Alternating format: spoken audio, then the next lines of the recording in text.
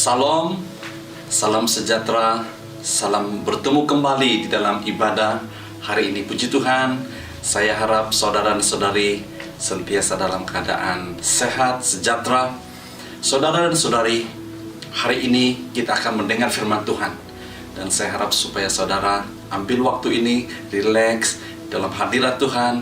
Sama-sama kita menikmati firman Tuhan. Hari ini saudara, saya ingin berbicara ataupun berkongsi tentang satu tema, yaitu keunggulan Kristus, yang saya ambil di dalam Ibrani pasal yang pertama, ayat yang pertama sampai ayat yang keempat. Sebelum itu saudara, saya ingin menceritakan satu kisah, satu cerita benar. Terjadi di satu university di Mesir, di dalam satu fakulti pertanian. Kisah ini mengisahkan seorang mahasiswa ataupun pelajar yang mencabar Tuhan. Dalam satu kelas, mahasiswa ini, pelajar ini berdiri sambil memegang jam tangannya, lalu berteriak, berkata dengan suara yang lantang. Dia kata, jika Allah benar-benar wujud, biar dia mencabut nyawa saya 1 jam dari sekarang. Kejadian ini disaksikan oleh ramai mahasiswa-mahasiswa yang lain dan juga beberapa pensyarah. Menit demi menit berlalu dengan cepat, sehinggalah tiba menit yang ke-60. Semua orang yang melihat keadaan itu, saudara, merasa gelisah, takut-takut ada sesuatu yang terjadi kepada pelajar ini.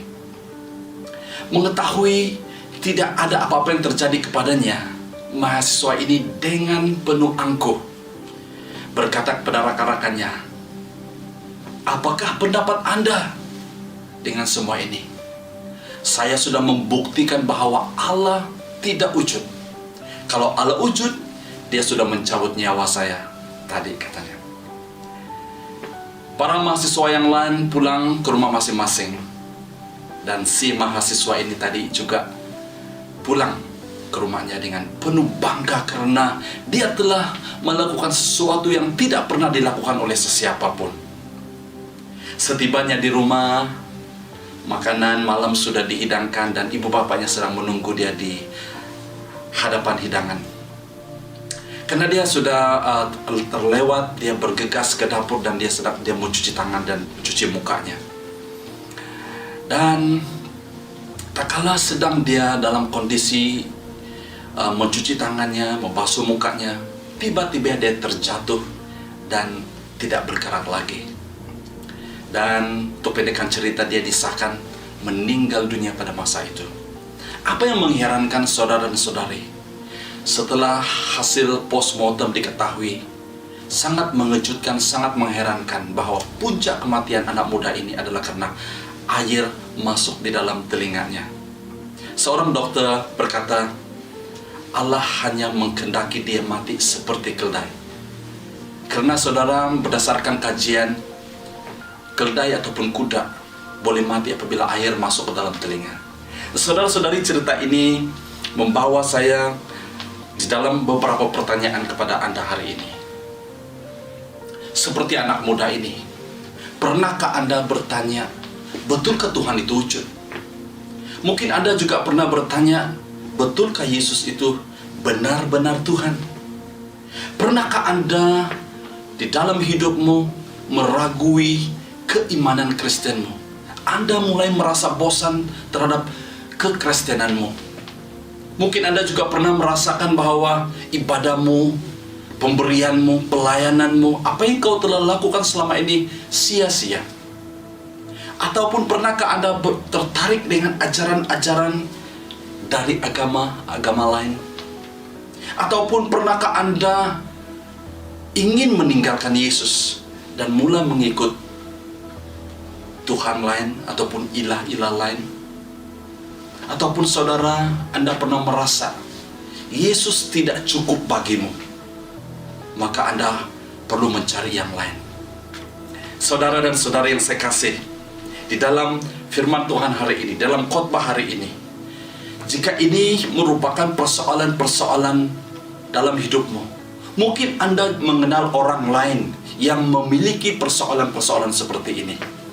Dengar baik-baik. Kita akan belajar firman Tuhan hari ini yang saya ambil dalam Ibrani 1 mulai dari ayat yang pertama sampai ayat yang keempat. Begini firman Tuhan. Allah telah berfirman pada pelbagai zaman dan dengan aneka cara kepada nenek moyang kita melalui nabi-nabi. Tetapi pada akhir zaman ini Allah telah berfirman kepada kita melalui anaknya yang telah dijadikannya pewaris kepada segala-galanya. Melalui anaknya itu Allah telah mencipta alam semesta. Anak itu adalah sinar kegemilangan kemuliaan Allah dan gambaran sempurna kewujudannya. Dia memelihara segala-galanya dengan kekuasaan firman-Nya. Setelah menghapuskan dosa kita melalui dirinya sendiri, Dia duduk di sebelah kanan yang maha mulia yang bertakhta di surga. Dirinya jauh lebih baik daripada para malaikat, karena melalui warisan Dia telah mendapat nama yang lebih cemerlang daripada mereka.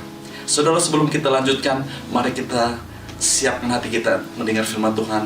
Mari kita datang kepada Tuhan dalam doa kita. Bapa, kami bersyukur karena hari ini hari yang baru Engkau telah berikan kepada kami. Kami mau mendengar dan kami mau belajar firman-Mu. Berbicaralah kami kepada kami dan kami siap mendengar firman Tuhan. Jadikan hati kami seperti tanah yang subur, yang menerima benih-benih kebenaran firman Tuhan. Haleluya. Terima kasih Tuhan, kami siap mendengar firman-Mu dalam nama Yesus. Amin. Haleluya. Saudara, sedikit saya ingin membawa kita melihat latar belakang ataupun konteks surat Ibrani ataupun kitab Ibrani ini. Surat Ibrani ditulis, saudara, untuk mendorong dan menguatkan orang Kristen di Roma yang sedang menghadapi penganiayaan karena mereka mula. Dan ada di antara mereka yang juga mula karena penganiayaan yang berat. Ada di antara mereka yang mulai mempersoalkan ketuhanan Yesus. Ada yang meragui iman mereka. Bahkan ramai di antara mereka yang ingin kembali kepada agama asal mereka, agama Yahudi. Mereka merasakan seolah-olah Kristus itu tidak cukup untuk mereka. Mereka masih mencari kuasa ataupun Tuhan yang lain.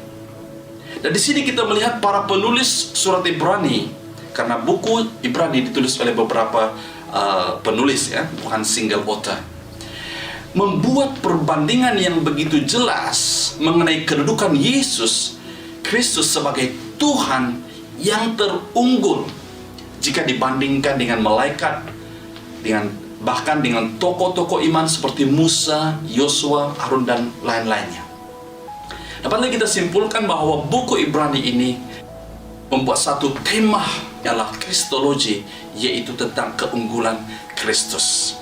Nah, saudara dan saudari yang saya kasih dalam nama Tuhan Yesus, pada hari ini saudara, idea besar yang ingin saya sampaikan melalui kitab Ibrani ini, melalui perkongsian firman Tuhan hari ini, karena kitab Ibrani bertujuan untuk menyatakan bahwa melalui keunggulan Yesus, ya, kita sebagai manusia boleh dijadikan unggul. Boleh dijadikan unggul untuk kembali kepada keserupaan dan segambar dengan Allah pencipta kita. Dalam Mazmur 8 ayat yang kelima berkata, Engkau telah menjadikannya rendah sedikit daripada yang ilahi dan memahkotakannya dengan kemuliaan dan kehormatan.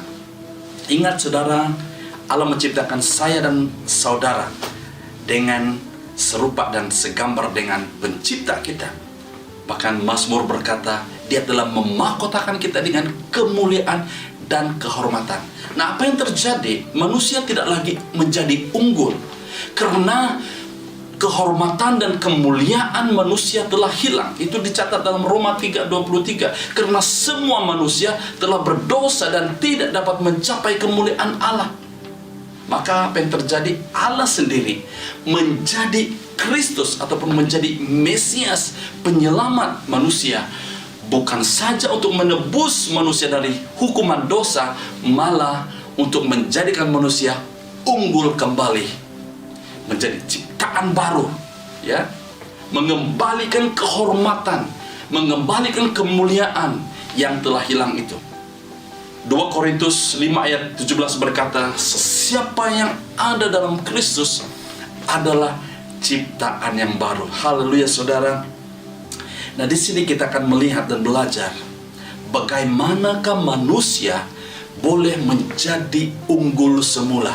Karena di dalam kitab Ibrani sudah membuktikan bahwa keunggulan Kristus, dia melebihi dari segala makhluk ciptaan yang lain.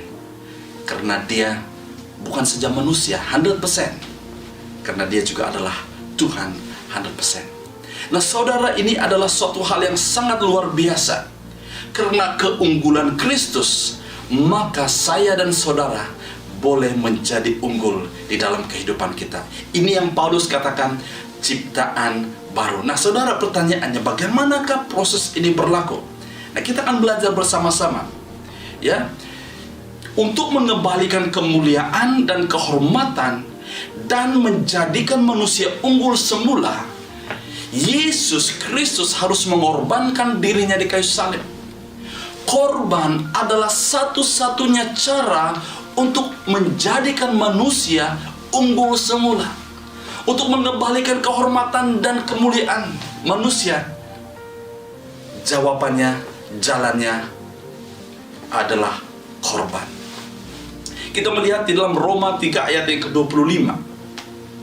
Allah menjadikan Yesus korban perdamaian supaya dengan kematiannya dosa orang yang beriman kepadanya diampunkan.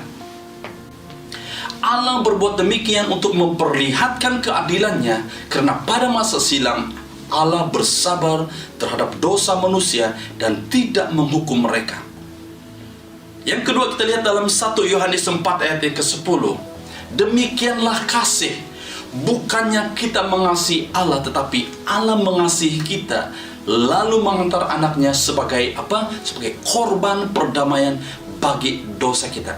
Dan dapatlah kita simpulkan di sini saudara, bahwa tidak ada cara lain untuk Allah memulihkan kehormatan dan kemuliaan manusia yang sudah hilang karena dosa, yaitu hanya dengan menjadikan dirinya sebagai korban perdamaian untuk mendamaikan manusia dengan Allah.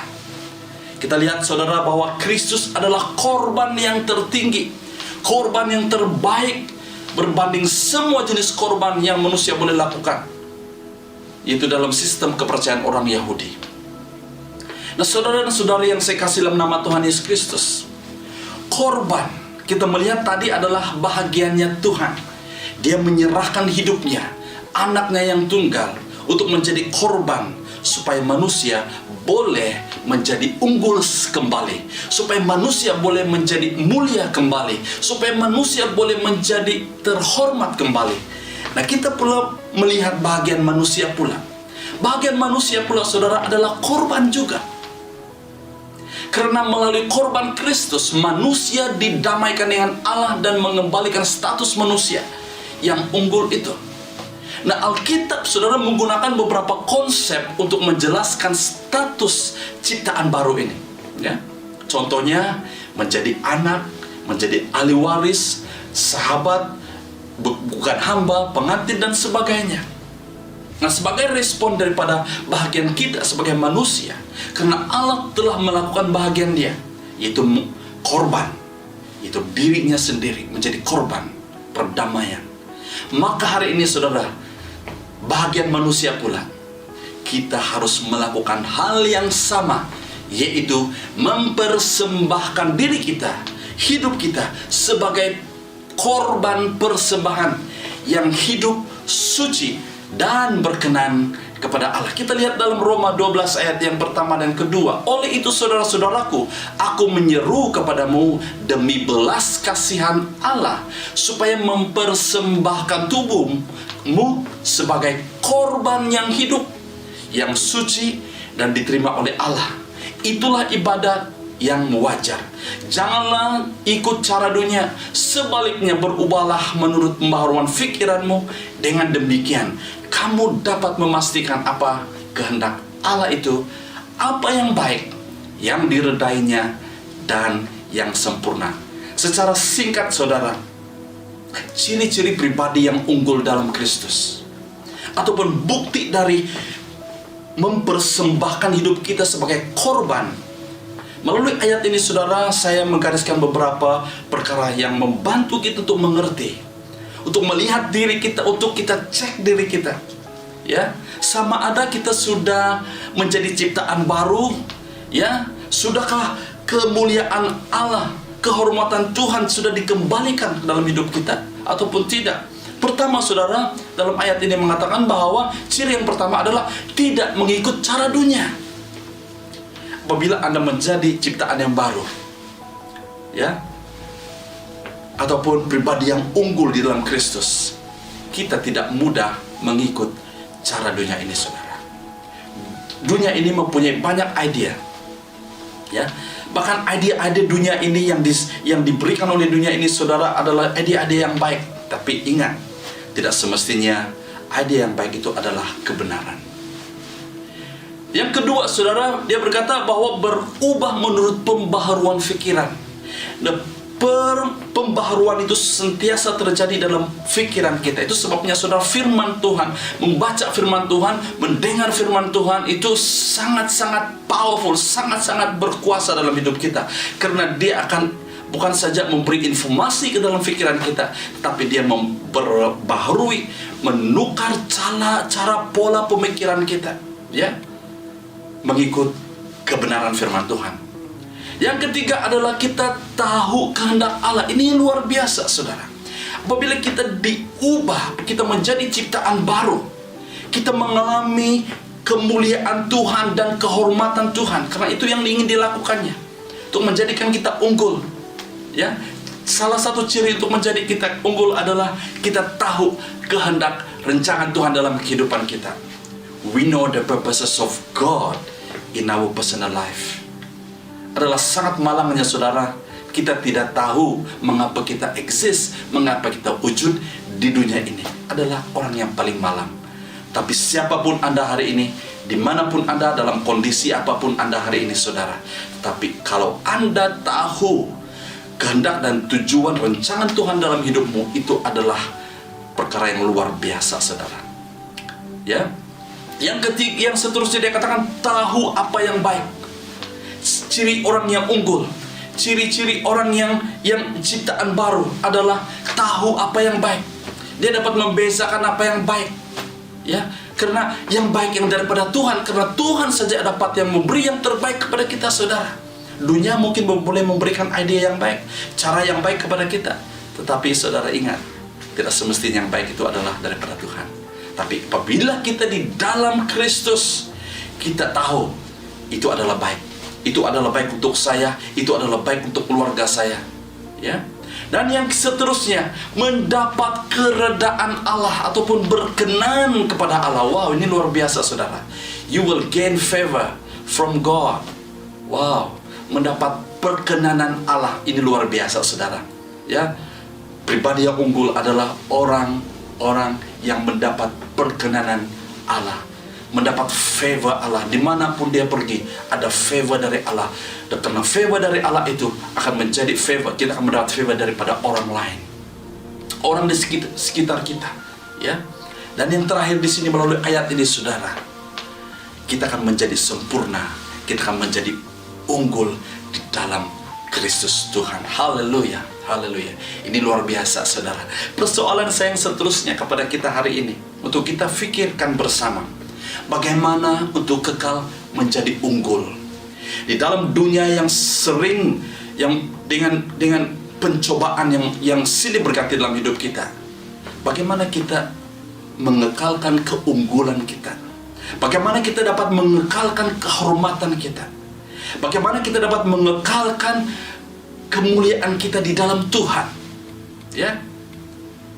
Nah, kita balik kepada ayat firman Tuhan tadi, bahwa kita menjadi unggul bukan karena perbuatan kita. Kita tidak boleh menjadi ciptaan baru, kita tidak boleh menjadi hormat dan penuh dengan kemuliaan dengan kekuatan kita, kemampuan kita, apa yang kita boleh buat. Tapi firman Tuhan dalam Roma 12 ayat yang pertama tadi, oleh karena belas kasihan Allah ataupun oleh karena kasih karunia Allah ataupun by the mercies of God, ya, yaitu melalui pengorbanannya yang satu kali saja, ya. Allah mengorbankan dirinya, dia mati di kayu salib hanya untuk satu kali saja. Maka saudara, bagian kita pula, korban kita harus berterusan setiap hari. Karena kita perlu diperbaharui setiap hari. Itu sebabnya Roh Kudus ada bersama dengan kita hari ini, saudara. Itu sebabnya kita ada firman Tuhan hari ini, supaya firman Tuhan ini menyucikan kita. Roh Kudus akan menyucikan kita, ya. Nah, kalau kita lihat dalam perkataan yang digunakan oleh Paulus, persembahkanlah dirimu, hidupmu sebagai persembahan yang hidup. Perkataan persembahan di situ dalam bahasa Yunaninya peresteme, berarti saudara to present ataupun to beside stand. Ini adalah penyerahan yang bersifat sukarela dan berterusan. Ya, ini berterusan. Ya, mempersembahkan. Nah, bukan saudara kita sudah terima Tuhan 10 tahun yang lalu, 20 tahun yang lalu, 3 tahun yang lalu kita sudah memberikan hidup kita kepada Tuhan, dan kita sudah bertobat, kita minta ampun daripada Tuhan, dan sudah selesai. Ya, tidak. Penyerahan kita harus setiap hari, amin. Pertobatan kita harus terjadi setiap hari. Minta ampun dengan Tuhan harus setiap hari, saudara. Ya, inilah yang dipanggilkan, inilah proses yang dipanggil transformasi, perubahan, berubah dari satu keadaan kepada keadaan yang baru. Dan proses ini, saudara, perlu mengambil masa dan kadang-kadang ia menyakitkan. Ya, saya mengambil beberapa contoh yang biasa yang selalu kita dengar. Contohnya burung helang, saudara. Seekor burung helang yang berumur 60 tahun ataupun 40 tahun ke 60 tahun akan masuk satu fase pembaharuan ataupun pemulihan, dan ia akan mencari satu tempat yang paling tinggi dan sembunyikan dirinya di puncak gunung. Selama 1 tahun, lebih kurang 1 tahun dia berdiam di situ. Dia membiarkan bulu-bulunya gugur satu persatu, ya. Ia membiarkan sinar matahari menyinari tubuhnya, dan sinaran matahari itu menyakitkan, tapi sinaran matahari itu mempercepatkan pertumbuhan, proses penyembuhannya. Dan proses ini, saudara, menyakitkan, tetapi ia tetap bertahan dan sabar, sehingga bulu-bulu baru mulai tumbuh, dan dia mulai mendapat kekuatan baru.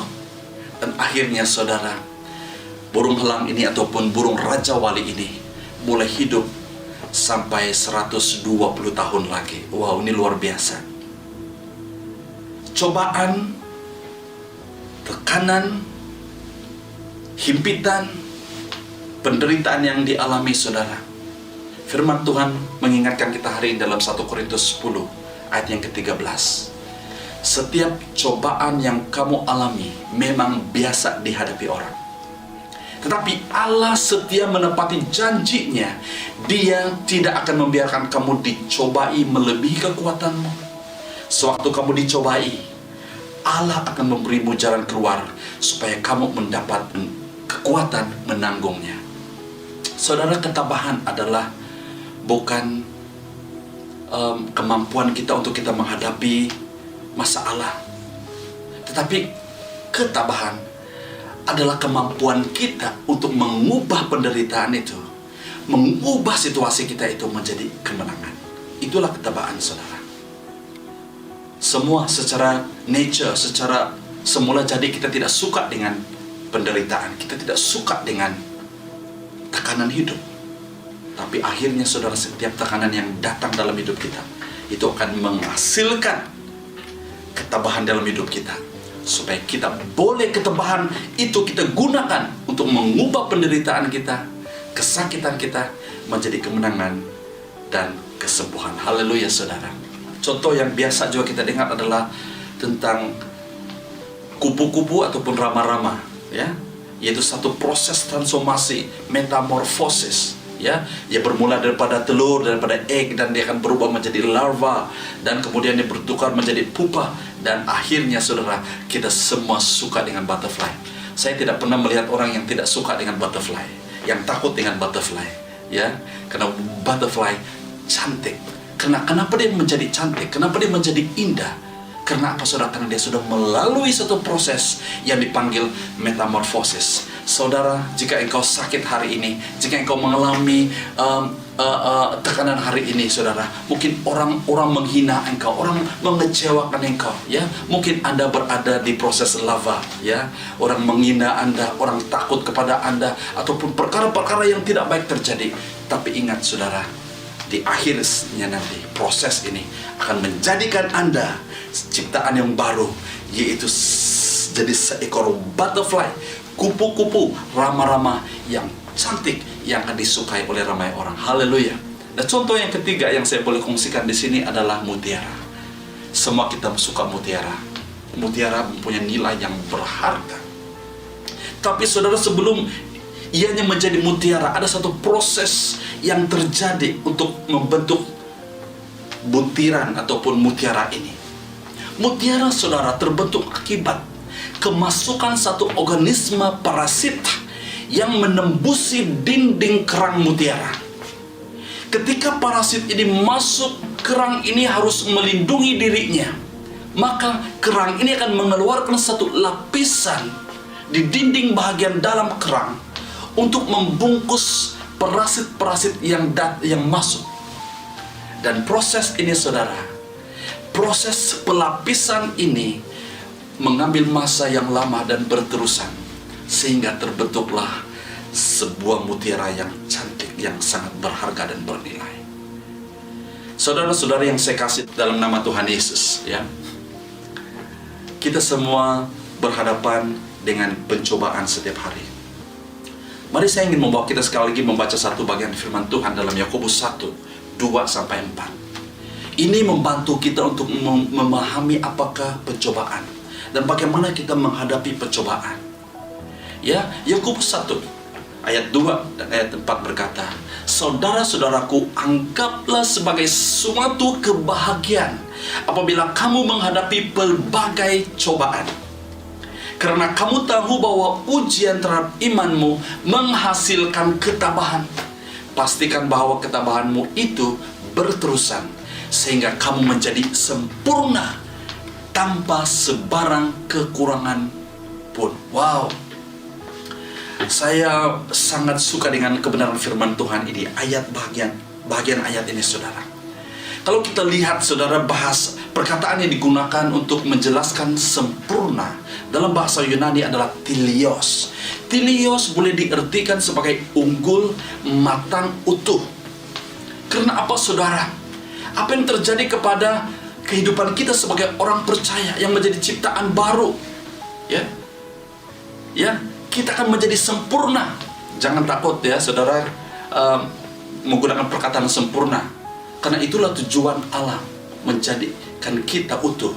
Itulah tujuan Allah mati di kayu salib, supaya kita sempurna untuk menjadi temannya, untuk menjadi sahabatnya. Karena kita tidak boleh bersahabat dengan Tuhan, kita tidak boleh menjadi anak Tuhan kalau kita tidak masuk dalam standarnya Tuhan. Karena standarnya Allah adalah sempurna, suci, kudus.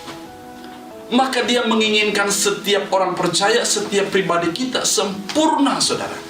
Sempurna dalam konteksnya Alkitab, saudara, bukan kita tidak pernah berdosa. Ya, kita bukan karena kita perfect ataupun tidak ada kesalahan dalam hidup kita, tidak, saudara. Karena yang membuat kita sempurna itu adalah kasih karunia Allah. Yang membuat kita sempurna itu adalah darah Tuhan Yesus, saudara. Not our doing, never. It is God's doing. Yang membuatkan Anda dan saya sempurna adalah kasih anugerah Tuhan. Maka goal kehidupan kita adalah sempurna, karena Dia menciptakan saya dan saudara serupa dan segambar dengannya, yaitu sempurna. Sempurna, saudara. Nah, apakah artinya sempurna hari ini?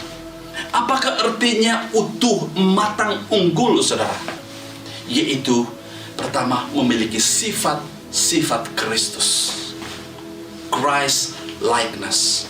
Apakah sifat Kristus di sini, saudara? Ketabahan. Ketabahan di dalam menghadapi pencobaan dan ujian. Yesus sudah membuktikan. Dia tabah melalui salib. Yang kedua adalah hidup dalam kehendak Allah. Saya sudah sentuh hal ini tadi. Karena mengenal rancangan dan kehendak Tuhan itu, saudara, ada sangat penting di dalam kehidupan kita. If you're not found your purpose in life, you better do so. You better pray hard. Karena Anda adalah orang yang paling rugi hidup di dunia ini tanpa mengenal rancangan Allah. Rancangan Allah kenapa Anda harus lahir di dunia ini. Bila kau mati nanti, kita semua kan pasti mati kan, tanpa engkau tahu kenapa engkau harus wujud di dunia ini. Yang ketiga, saudara, adalah bersatu dengan Roh Allah. Uniting with the Spirit of God. Kesempurnaan yang dimaksudkan di sini adalah kita boleh berkomunikasi dengan Tuhan. Tadi saya sudah katakan bahwa kita tidak boleh berkomunikasi dengan Tuhan kalau kita tidak standar dengannya. Karena Allah adalah Allah yang suci, yang kudus. Dia tidak boleh berkomunikasi dengan yang tidak suci. Ya. Kesempurnaan itu berbicara tentang apabila kita boleh bersekutu dengan Tuhan. Apabila kita boleh datang kepada Tuhan waktu kita berdosa, waktu kita melakukan kesalahan, waktu kita lari daripada Tuhan, tapi kita sadar kita datang kepada Tuhan, kita berseru, kita berteriak kepada Tuhan, Tuhan tolong. Tuhan akan mengulurkan tangannya dan memegang kita, dan Dia akan menjawab doa kita dan menolong kita, saudara. Itu adalah kesempurnaan. Itu adalah teleos. Karena kita bersatu di dalam roh kita. Karena firman Tuhan berkata, kepada semua yang percaya akan diberikannya roh apa? Roh anak. Supaya kita dapat memanggil Dia Bapa, Abba, Father. Dan yang terakhir, saudara, dalam ayat ini ada menyebut sempurna tanpa sebarang kekurangan pun. Mula-mula sewaktu saya merenungkan bahagian ini, saudara, saya mengambil banyak masa untuk memahami arti ini. Bagaimana saya tidak kekurangan apapun, kata firman Tuhan. Dia mendefinisikan kesempurnaan itu tanpa sebarang kekurangan pun. Wow. Haleluya, saudara. Mengapa kita yang menjadi ciptaan baru dalam Kristus, mengapa kita yang utuh ataupun yang unggul, mengapa kita boleh hidup sempurna, saudara? Yang dikatakan tanpa sebarang kekurangan. Karena apa, saudara? Karena Kristus adalah kekayaan kita. Amin. Christ is enough for me. Christ is enough for me. Dalam Yohanes 10 ayat 10 berkata, iblis datang untuk mencuri, membunuh, dan membinasakan. Tapi Kristus datang, Yesus datang untuk memberi hidup. Hidup yang berkelimpahan. Jika engkau memiliki Yesus hari ini, saudara, engkau sudah hidup dalam kelimpahan, saudara. Bukan, karena kelimpahan di dalam Kristus bukan didefinisikan oleh uang ringgit, tapi kelimpahan di dalam Kristus adalah memiliki Yesus sebagai Tuhan dan Juru Selamat. Karena Dia adalah kekayaan. Dia yang memegang kekayaan dunia ini, saudara. Sebagai kesimpulan, saya mau kita membaca dalam Ibrani 12 ayat yang pertama sampai ayat yang kedua. Oleh itu kita juga yang dikelilingi dengan sebegitu ramainya saksi, hendaklah menjauhi beban dan dosa yang amat mudah menjerat kita, dan berlari dengan gigih dalam perlombaan yang ditentukan bagi kita. Marilah kita mengarahkan mata kita kepada Yesus, pelopor dan penyempurna iman kita. Untuk kebahagiaan yang ditentukan bagi kita, Dia telah menanggung siksa salib tanpa menghiraukan pengaiban itu, dan sekarang Dia duduk di sebelah kanan tata Allah. Haleluya, puji Tuhan. Sebagai kesimpulan, saudara, sangat pentingnya kita mengarahkan mata kita kepada Yesus, untuk kita kekal di dalam keunggulan kita sebagai ciptaannya yang baru, untuk kita tetap unggul di dalam kehormatan dan kemuliaannya Tuhan, saudara. Tidak ada cara lain. Firman Tuhan mengatakan kepada kita hari ini dalam Ibrani 12 1 ayat yang kedua sampai kedua, marilah kita mengarahkan mata kita kepada Yesus. Ada beberapa perkara yang saya ingin sentuh di sini. Pertama, saudara, Dia katakan kita dikelilingi ramai saksi. Saksi ini sudah berbicara tentang tokoh-tokoh iman yang telah membuktikan bahwa keunggulan mereka. Apabila mereka mengarahkan mata mereka kepada Allah, kepada Tuhan, maka mereka telah membuktikan kepada kita they can do it. Itu sebabnya di dalam Ibrani pasal yang ke-11, seluruh pasal itu menceritakan tentang tokoh-tokoh iman yang telah mengarahkan mata mereka sampai finish, sampai akhir hidup mereka. Ya. Yang kedua adalah bahwa mengapa kita perlu mengarahkan mata kita kepada Yesus. Karena saudara, karena kita dikelilingi oleh beban dosa yang mudah menjerat kita. Firman Tuhan berkata, beban dosa yang mudah menjerat kita. Dosa mengintai kita, saudara, setiap hari, setiap saat, setiap waktu. Kita tidak perlu mencari dosa. Dosa datang mencari kita. Kita tidak boleh berkata, oh hari ini saya keluar, saya mau berdosa, saya mau berbuat dosa. Tidak perlu kita berpikir pun kita mau berbuat dosa. Saudara, dosa itu sentiasa ada. Dosa itu sentiasa mengutuk hati kita. Itu sebabnya saudara, kita perlu mengarahkan mata kita pada Yesus.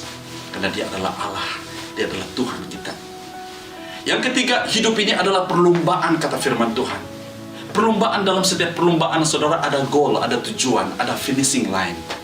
Ada matlamat sesuatu perlombaan. Apakah matlamat kita apabila kita masuk dalam perlombaan? Satu saja matlamat kita itu, kita mau menang. Kita mau sampai garis akhir, saudara.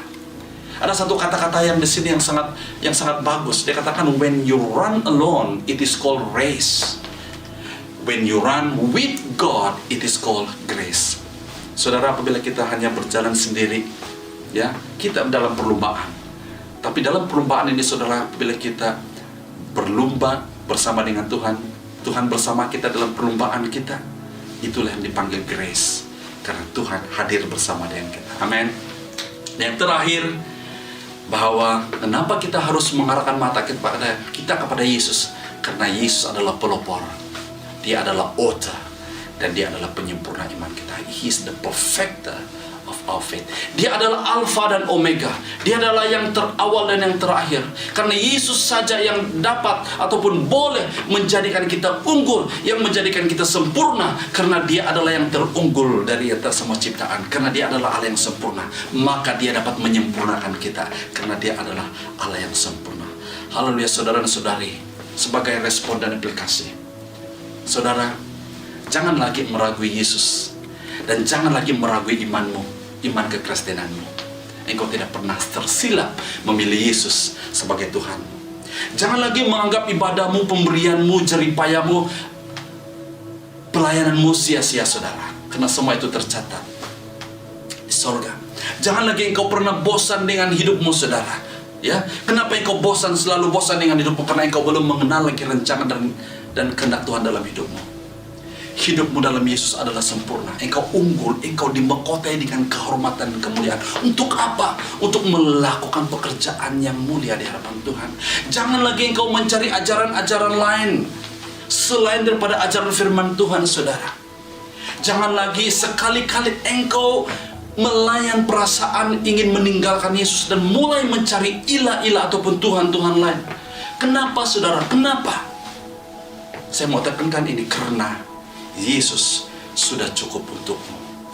Christ is enough for you. Mari kita duduk kepala, kita berdoa. Bapa, kami diingatkan sekali lagi pada hari ini bahwa Christ is enough for me. Bahwa Yesus cukup bagiku. Hari ini kami diingatkan tentang keunggulan Kristus. Engkau adalah unggul, Engkau yang tertinggi, Engkau yang terbesar, Engkau yang termulia. Engkau adalah Allah. Dan Engkau telah menciptakan manusia menurut gambar dan rupa Allah. Engkau telah memahkotai manusia dengan kehormatan dan kemuliaan.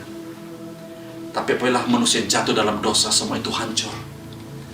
Kami bersyukur karena anugerah Tuhan, kemurahan Tuhan, kasih karunia Tuhan.